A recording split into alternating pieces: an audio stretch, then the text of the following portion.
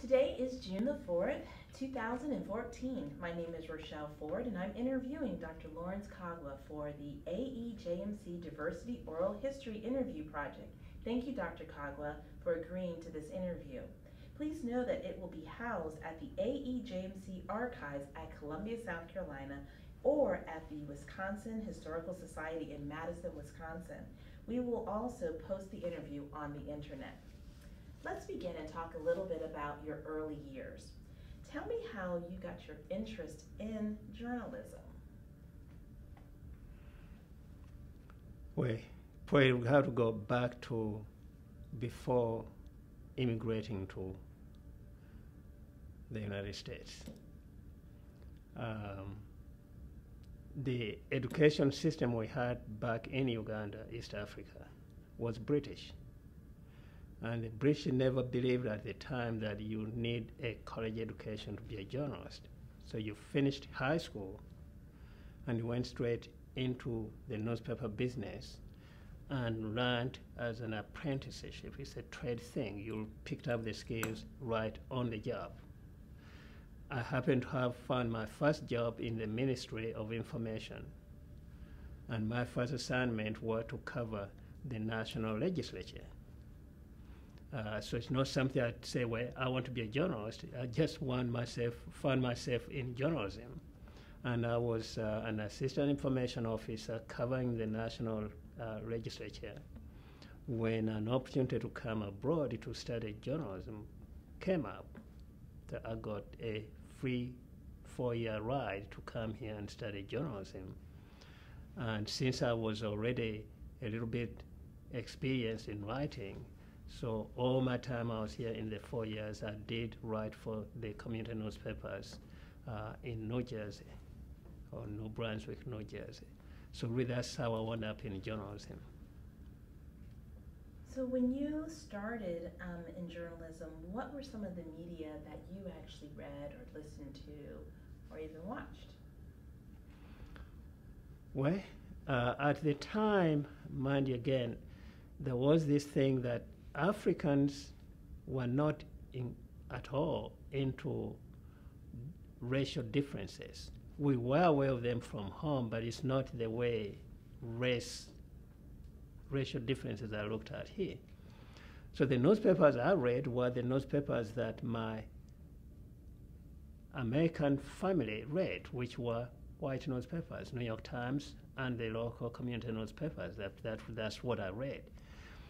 I was introduced to the concept of black newspapers or diversity until way into, into the 60s, when I was already in the doctoral program at SIU, where we had a strong black student union with a very activist-oriented student body that started telling us that, well, look, if you are black, you have to develop an appreciation of black newspapers.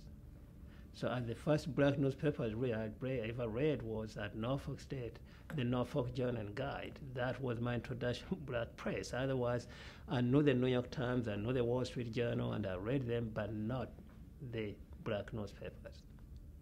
So when you started reading the black press, what impact did that have on you and your worldview of things? Well, again, one of the issues I had initially was, am I going to go the way the black press wanted young writers to go, or do I go the way of what the mainstream media were going, which was, if you find a talent, you channel them to the mainstream media to diversify. Now, diversity is a concept that probably the young people look at, and by its origin really in the 60s, had a lot to do with the white media at that time, the Norfolk Star Pilot, or the Washington Post. They did not cover black communities at all. I don't think it was racism, but it was something they just were not familiar with it. These were what people were writing stories. And because they did not cover the black communities, they had no clue about how bad conditions were there or how they fared. So when the riots of the 60s actually broke out, they were caught off guard, totally off guard. And to his credit, President Johnson commissioned that kind of commission you guys are familiar with to find out why would black people behave the way they did, because he just didn't, why? They didn't understand it. And they found out, kind of commission did find out one of the major contributing factors was actually the absence of stories from the black communities in the media. They just were not there. When the white people responded in a very interesting way, they decided rather than being defensive about it, we're going to start recruiting black people to actually write stories in the black community, because white people couldn't go there. Get the black people who can go in the black community, write stories so that we keep track of what is really going on there. Now, when I finished a PhD in '72, and the opportunity for blacks to go into the media, the opportunities were there. It was a matter of how do you create now the supply in the pipeline. That's how journalism program started at Howard, Norfolk State, HBCUs. They were started in response to this no demand for black writers. Where my orientation was toward supplying writers to the mainstream media, not to the black press at all. So I had that point that black press, I know it existed, but was I really reading it? Not necessarily, because I wanted to know what the white media were writing about so that you can train people to go into that thing. So we had that problem. So I did read the black press, but not as seriously as I probably should, or people think I should. I read the mainstream media. Now, Norfolk Journal Guide was an interesting paper, the first one I read, but really the quality wasn't there. The quality of writing in the black press has always left a lot to be desired. Even now, you can't compare the quality of writing in the black media. In general, some black newspapers are pretty good now, but generally, they're not that great. So I'm aware of them. I don't read much of them, but because my orientation is I'm preparing people who are going to be working in the white media, I tend to read the white media quite a bit. So you worked initially as a journalist in Uganda, and then you immigrated to U.S., and you also worked as a journalist in New Jersey. Did you also work as a journalist while you were at SIU as well? No. From Rutgers, New Jersey, I went to UCLA. Now, graduate school at the time was kind of an interesting experience, and now, graduate schools have changed. But at the time I was a graduate student, none of the students I was with who were in a master's program, none of them was really a full-time student in the traditional sense. We were all full-time workers and then did graduate school in the evening. And I remember those cases when, after classes at 10 o'clock, professors, you go to a pizza parlor and then you can just have fun there because professor tired, students are tired. But I worked full-time at the Los Angeles Times and went to school in the evening, UCLA. So that, it's a concept that I think is great, that you were a full-time employee during the day and then you go to school there in the evening. And that's a model that we had there. So I did work at UCLA, at the Los Angeles Times, for 2 years when I was going through the master's degree there. Now, when I went to SIU, it was kind of a different reversal. I was a full-time student at SIU and worked part-time, but not in the media. Because at that time, I don't even remember the newspaper over there in Carbon there was, but I think they would die before they would hire a black person. It just didn't happen at all. So I didn't work over there in the doctoral program, but a master's degree, yes, I did work at UCLA. So when you were doing your reporting from Uganda to New Jersey to Los Angeles, what were some of the diversity challenges that you face? I imagine it's quite different in Uganda versus how you practice journalism in the U.S. And particularly as an African, what was that experience like? Were there issues and things that only you could cover, or was your perspective, to what extent was your perspective different, and how you approach covering news? All the writing I've done since this country, and I've been at probably about 14 different newspapers where I have practiced journalism, none of them expected me to do stories that would resonate with black readers. None. They just wanted me to just write stories that any reader could relate to.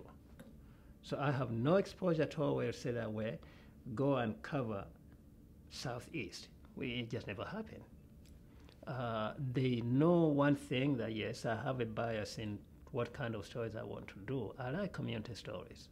So they would send me out into the communities and say, okay, go and cover that community. Like there are some communities, yeah, I have at least a community we covered in Los Angeles with that was, I think, Oakland. Oakland, I did work at the Oakland Tribune one of those days, where I was there when I had an intern from here who also was there. And he just thought that it would be neat to go and work with the professor on the story. So he went on an assignment with me and went into a white neighborhood, and a guy pulled a gun on us. He just didn't want black people in his, on his property. He pulled a gun. Now, I tease him because he's young, I'm old. He took off so fast, he left me back there for that. And it's so tired. Man, you're supposed to protect me. No, he just took off, So it was a white community, and the editors never thought twice about it. They just simply sent you out there and said, do the stories. Whether it's black or white, it was immaterial. And I think that having that color blindness is somewhat of a unique experience. For some journalists may have experienced something different. Did you feel you were treated fairly then? Or was there fair treatment in the newsroom when you were working? And you've had lots of different types of experiences even after you became a professor. You continued to spend your summers, working at professional news organizations. Was there a difference in treatment at different places, or? It's very a sensitive area, really. As you know, I still have an accent. For some reason, all the white people I've dealt with, they really don't get threatened by a foreigner. It's just not like a black man who sounds black, probably threatens them quite a lot more. I sound a foreigner. Initially, they thought, well, he's here for a short time, he's going to go back to over there. So it's not even a threat for my job or anything at all. There was no threat at all. So I didn't have any real differences, except that they wanted to associate with this exotic creature. So they probably liked to associate with me because I'm different, but different in the sense that I'm not going to be here to be a problem to them. So I have not experienced racism in the newsroom that I can say, well, that was a racist incident. I just never experienced it. If anything, people just wanted to know, where did you learn the language? How did you wind up here? And none of that. They were just curious about this person who sounds strange, can go and interview people in a strange kind of sounding language. And apparently they too were fascinated. They didn't have any problems dealing with him. The only time when I know because I mean, Dan Glover is a very interesting character. Now, he was going to be in Kansas City, and I was at the Kansas City Star. Dan Glover refused to talk to white writers. He just wouldn't. The moment I opened my mouth, he made me feel pretty bad. Dan Glover is very connected to Africa. He saw me East African. Man, I had the longest interview with that guy, because he was responding to an African brother. Would he have responded the same way if I was a black, white American? I don't know. All I know is that's the only thing I know, that I got some different treatment from a source.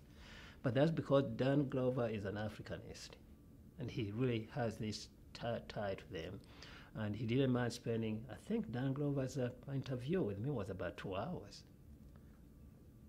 But other than that, no, I have not experienced things that I would say this was a racial difference in the newsroom. Now, outside of the newsroom, it's a different story. Carbon Day, you go in there, man. You went there when Carbon Day had advanced to the point that it was, manageable. But Carbon Day was a racist thing, and I was exposed to it, and I'm aware of it. As long as you stayed on the campus, you're right. Try to get off campus, you are caught in trouble. So I experienced racism outside of the newsrooms, but not in the newsrooms. When you were at Carbondale, how did you arrive there? I mean, you were in metropolitan areas in New Jersey and then Los Angeles, so why SIU Carbondale, and what led you to get your doctorate? I went to Carbondale because Carbondale gave me a free ride. Just simple that. The University of Iowa and I think Oregon State, I applied to them, but they gave me partial fellowships, where SIU gave me a full fellowship. So I went there for that. Now, but again, when you talk of racism, not in the newsroom, but Carbondale, when I went there, was the ultimate racist university. Because even though in the application, anybody who reads it would have found out that I was not Japanese, the director, Dr. Long at that time, of that thing, I walked into his office to say, well, here I am, you admitted me. I said, no, I never admitted you. He said, well, but here's my admission letter, and say, yeah, the Kaggwa I admitted, I thought was Japanese. Japanese have that name with one G. He thought he was admitting a Japanese. Well, I didn't look anything Japanese to him. Carbon was a racist place. He said, who are you? The part you admitted? No, I admitted a Japanese. When I was at Canberra, there were only 2 black faces over there. Myself and a young man from Tanzania. That was it. Hopefully they didn't think he was Japanese too. Well, racism I've experienced in different settings, not in the newsroom, but in different settings, yes. So why did you decide to go into the academy? Why become a professor? The first scholarship I got to come here to the States to study was on condition that after the degree you go home. You couldn't stay here. It just was a contract. After 4 years, you go back home. And that was because of the Cold War. You guys hear of the Cold War, And the Cold War, they had these Russians and these Americans at the UN, and they're fighting for UN votes. And the Americans felt that way. If we educate them here and they can go back with American values and they become ambassadors at the UN, they're going to vote with us. It just was a simple, straightforward thing like that. Give us this college, come here, study, so that we can give them the votes in the UN. And that's why they say you can't stay here. You have to go back home so that they can reassign you.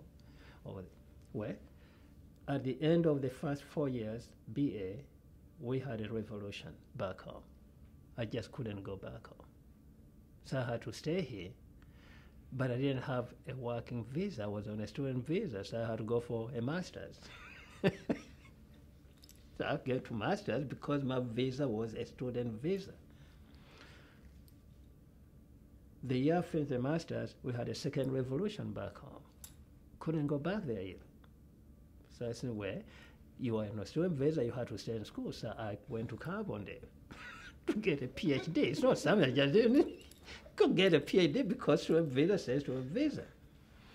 By the time I finished the PhD, then things had changed over here. You hear the concept of brain drain. The Americans were hiring all these PhDs. They couldn't care whether you're Japanese, African, or anything. If you got a PhD, they hire you. So I'm finishing a PhD, and then I run into this radical black student union group which say that if you have a PhD and you're black, white, and it didn't matter. You dare not teach at a white university. Never heard of Norfolk State. I had heard of Howard, but really I wasn't into that stuff. Those young people at SIU, when you got a PhD, they told you where to go teach. They told me go to Norfolk State. I went to Norfolk State and taught at Norfolk State. Well, things got kind of interesting, at least over there, because again, you have seen the emails about Raymond Bond. Well, Bond has influenced me a lot, and one of the things is where he just was such a radical vocal character. You know, he can somehow engineer the national effort to get me fired at Norfolk State over the kind of program I designed at Norfolk State. But that program was designed again to integrate the mainstream media, not to provide manpower for the black press, and he really didn't like it. But one thing I know about him is he sets such high standards. For him, no, he's a guy of standards. You're not going to jive around in his program. It just doesn't happen that way. So I had that thing over there where, yeah, at Norfolk State, I've got to design a journalism program that meets the national accrediting standards. Norfolk State was the first black university to apply for accreditation. We didn't get it, but we're the first. FAMU takes on and apply. When Norfolk State can apply, I can apply too, so they applied. Well, they got through. Now the pressure was on Howard. FAMU is accredited and Howard is not. Howard had to get accredited. That's how I wound up here. That a person who already embraced accreditation was into accreditation. The real trouble is, when I came here, the curriculum had to be revamped completely, and a lot of people took issue with the curriculum that came out that way. It didn't reflect the black programs again. I said, well, that's not what I'm about. Standards. So that's how it is. I wound up with the thing that, yeah, I've been gone places without ever planning it. I never planned to be at Howard, never planned to be at Norfolk State, never planned to be at SIU, never planned to be at UCLA. You can just move along, go along. I go with the flow. And I think one of the key things you said that each time is about excellence. Yeah. And it's also about providing blacks an opportunity to work in some of the mainstream papers as well. So you saw the lack of diversity within the newsrooms that you had worked in and the lack of coverage of those local communities. How then, as a teacher, how did you prepare your students from these HBCUs where you were teaching to feel comfortable in integrating newsrooms? Well, money talks. The students I prepared at Norfolk State and here, probably only 1% have opted to go and work in the black press. And I think it's because of money. The pay you're going to make when you work for the Informer is so radically different from the pay you're going to make if you work for the Washington Post. And if you can get to work at the Post, very few of my graduates have chosen to go into the black press. So they have gone there. Number one is because the pay is incredibly good. And number two, until recently, the white media actually sought out these people. They would come to you and say, well, do you have a Rochelle over there? I say, yeah, I've got one, well, make sure they come my way instead of going to the Wall Street Journal. So the white editors were very aggressive in recruiting the students that met what they call qualified. If they can show that they really can do the job, the white media did not mind paying them to go to them. As a matter of fact, until about 1990, a lot of our graduates got signing bonuses. Give them signing bonus so that they can come here instead of going somewhere. We had students who even had their final year paid by a newspaper because they really can write, because of the standard the Bones and the Yates and the Kaggwa had set, and these kids will write, and therefore they're going to be in high demand, and the paper decided that, well, we're going to pay for that student who has interned with us for the final year, provided when they complete that year, and again we hire them, they work with us for at least 3 years before they can choose to go somewhere else. I think those were neat things. I don't think we have that anymore. So we had a high demand with editors who were into hiring people who were different from them. And we had the money part of it. So getting students to go and integrate the media wasn't a hard thing at all. How did you involve yourself in professional organizations as an educator to meet these people who would want to come and recruit your students? Well, no. You had the AEJ thing, which you have here. Just like we had a student, an activist student body at SIU. When I came to Howard, we had a dean, Lee Barrow, who was really one of those, again, incredibly activist dean.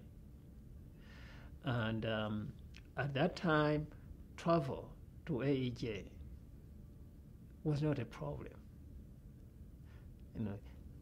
There was a time at Howard when whatever money Howard needed, Congress would provide. That has changed, but at one time, you had no problem with travel funds. So Barrow being so active in AEJ, promoting diversity, not that he required us, but we saw him, so we all went to AEJs at no cost.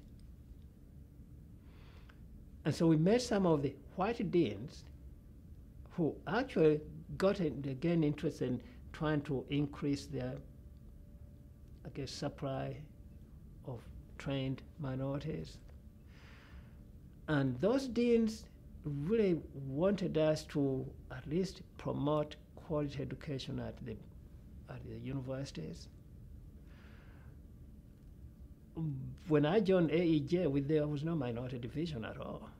That thing just grew up because Dean Barrow pushed for it, and we created it, and it was minority division.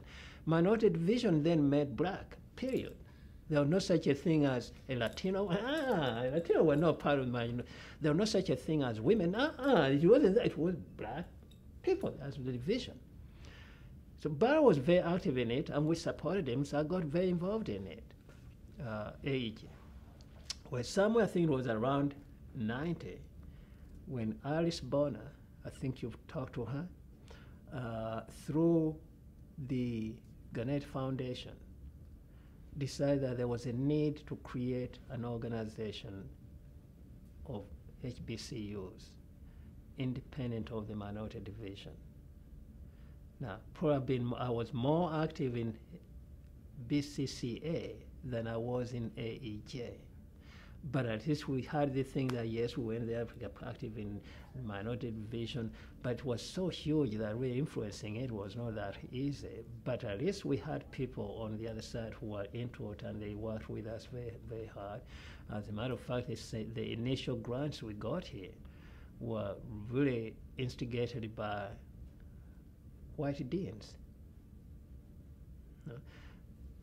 Gannett funded a lot of technology as we have it now.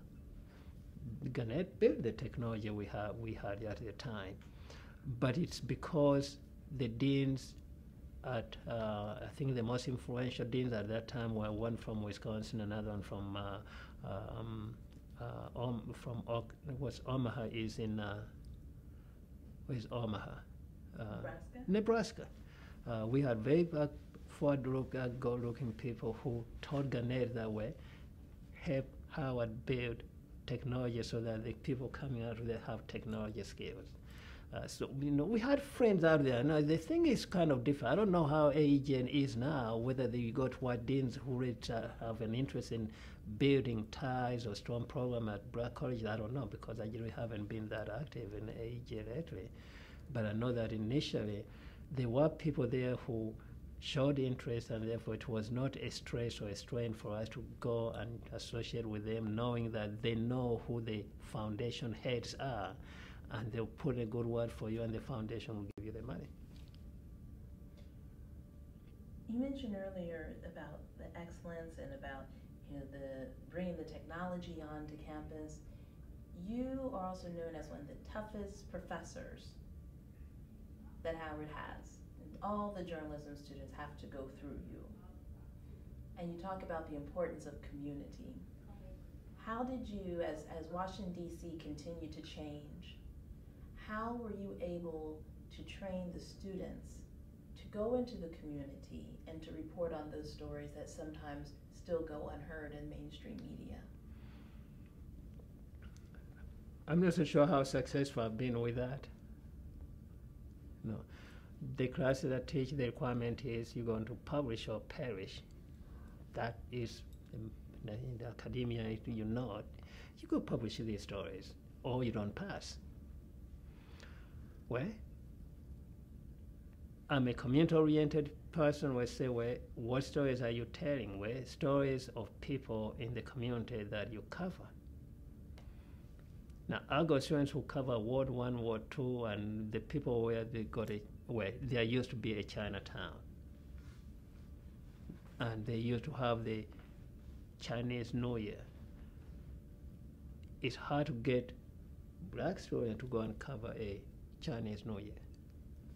Even though we tell them they're part of the community, go cover their at least events. No. Latinos, the same thing. Getting students in my class to cover Cinco de Mayo, it is here, but they just won't do it, Now, they will say that way. Well, I might be in trouble with this, where people say we are all racists, because we really do not look at those others as people who should give the equal voice. They just don't say it. But I get at it in a different way, so that way, when you go to cover a story for the Washington Post, any story the Post does has experts who happen to be not white. You have to give those experts who are not white a voice in it.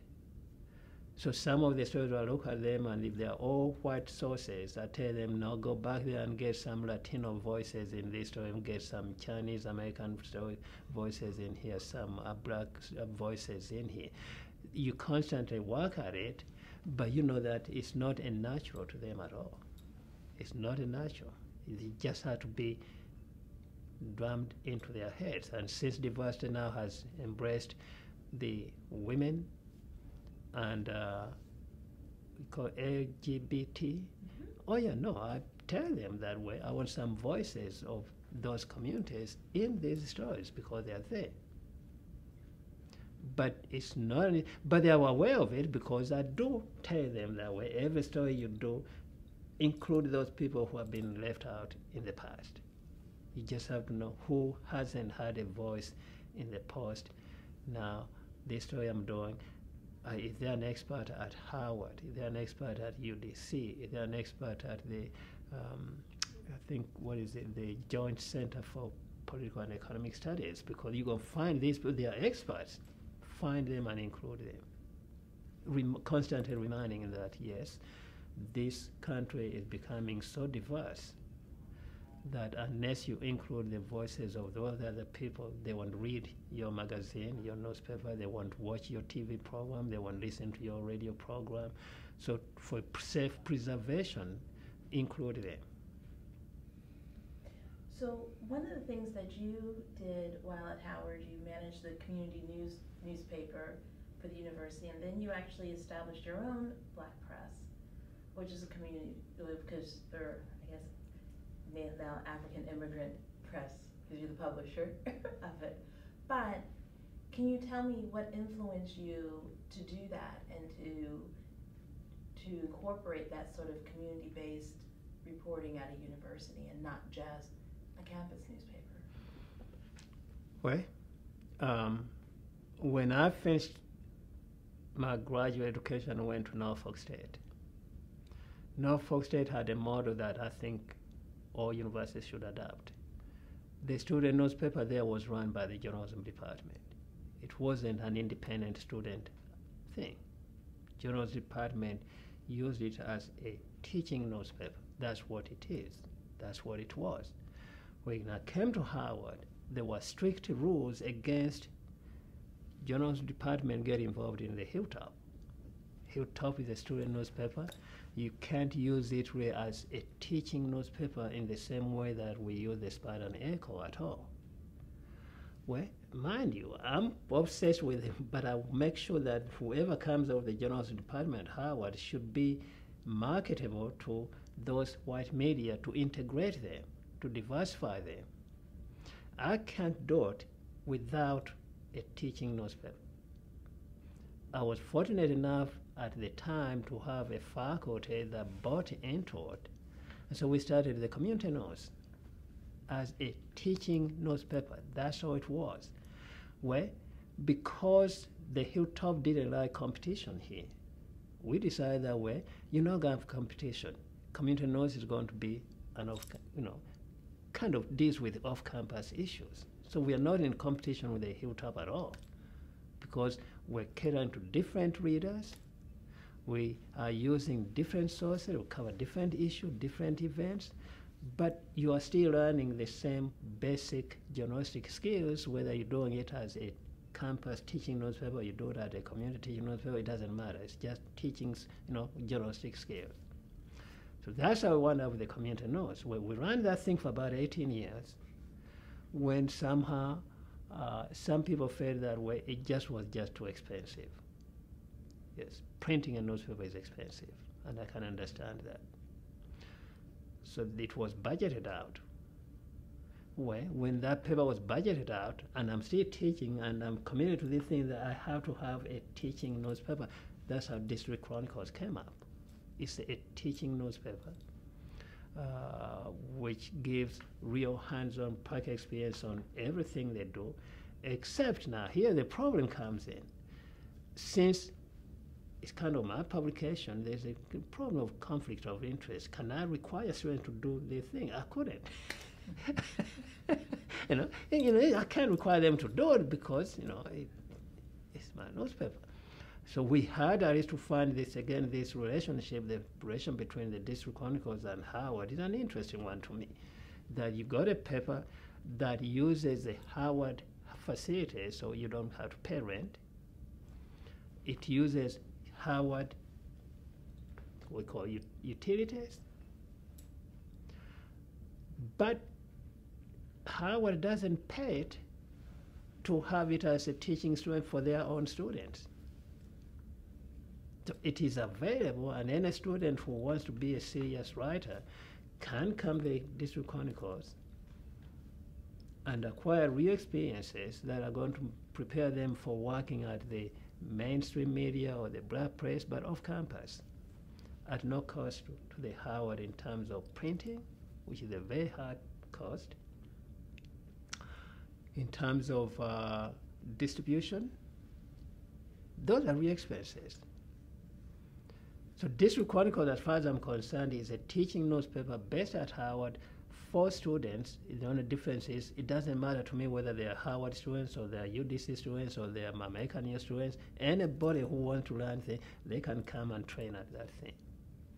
Tell me about the network that you've developed with the Youth Journalism Academy that you've run with Novel Teens and some of the other nonprofits in town, and the Black Association, or the Washington Association of Black Journalists, and how you try to incorporate youth and inspiring them to become the next generation of journalists or news producers.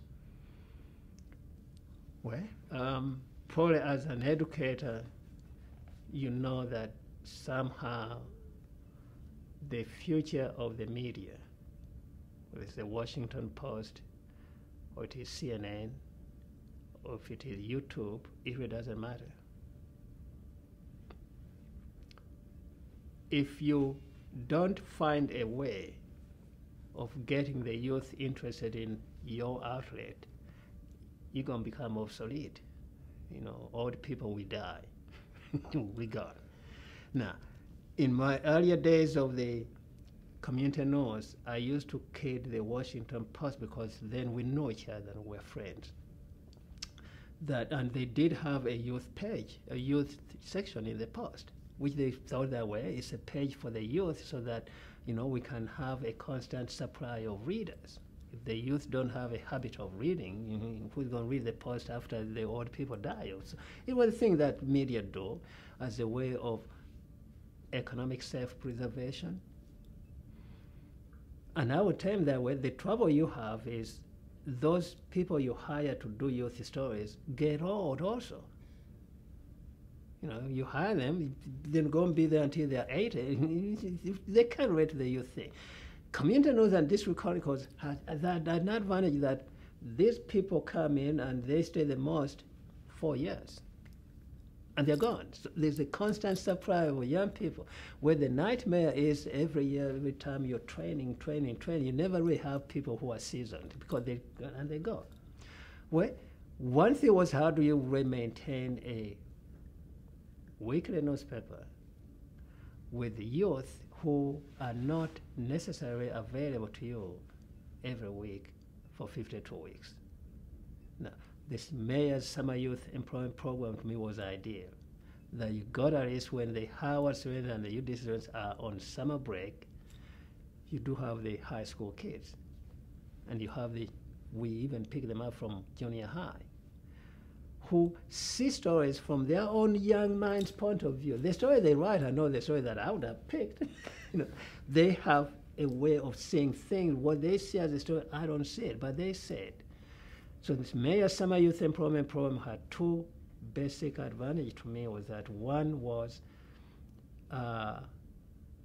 it kept young people off the streets who would become destructive if they were doing nothing.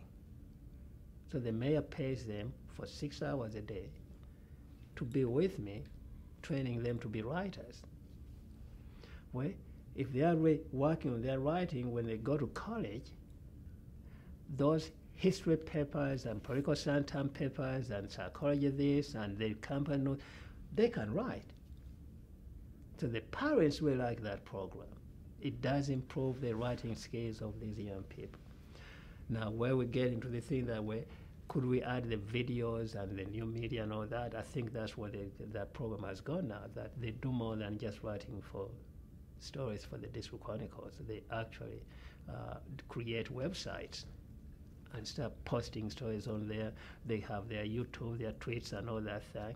It's just that, you know, they see things differently, and you have them have a platform where they actually see them, and it makes a difference. So given today's changing news media, what importance do you feel it is now, or what level of importance is it for diversity within the media industries? What level of importance is the industry putting on diversity? For me, it's an interesting area because when I came to this country, diversity meant, what's the term you use? Assimilation.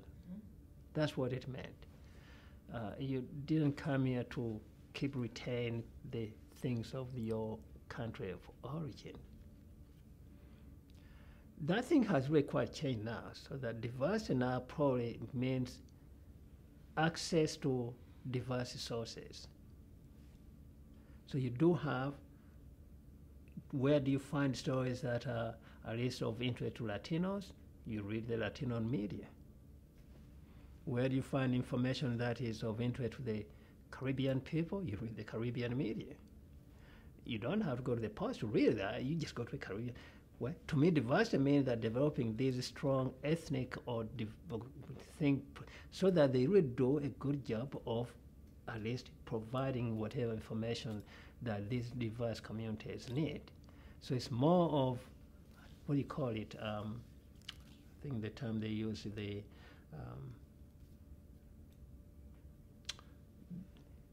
the salad when you mix the green pepper and the tomatoes and all that, but they still have their distinct thing. Mm-hmm. Well, that's to me what pro-diversity would to me that's where I think probably that's where we should be going.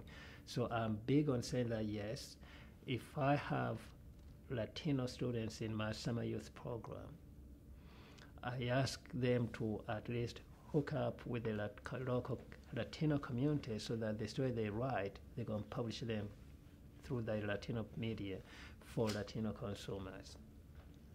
And if they're black, we do the same thing. If they're Asian Americans, we do the same thing. So to me, diversity here simply means that we build this ethnic media to the same level of quality as the mainstream media. So what about diversity within the academy then? You've seen it for many years. Well, diversity in the academy is something that I'm probably, I don't want to say I gave up on, because quite frankly, I had thought, and the deans of journalism in AEJ that I worked with, we had our mind set on Howard graduate communication program to prepare academics who are going to go and integrate the Missouri School of Journalism, the Maryland School of Journalism. And we had serious battles with them, because I remember we had a battle with University of Maryland College Park. Ever since I've known it, they never had more than 1 or 2 black professors there in the School of College of Journalism. University of Ohio, on the other hand, when I was there with them, it blew my mind. We went there, and Ohio University is out of nowhere. They had 8 black professors over there. And they didn't hear tell me that way, we can't attract them. I say, why? You know, College Park is right in D.C. You know, Ohio University is out of nowhere. How come they can attract them there? So we had those battles, but then they said, but where do we find them? I said, well, why shouldn't Howard be the place where we groom them for that? Well, I don't think the graduate program at Howard in communication really has that as their goal. I just don't see it that way. You know, who are you preparing? Where do you want them to go? Why don't you reset? So I think, was it you or Clint Wilson who had this Ford Fellowship where you are grooming and they get people who are going to integrate that thing? I don't know what happened to that.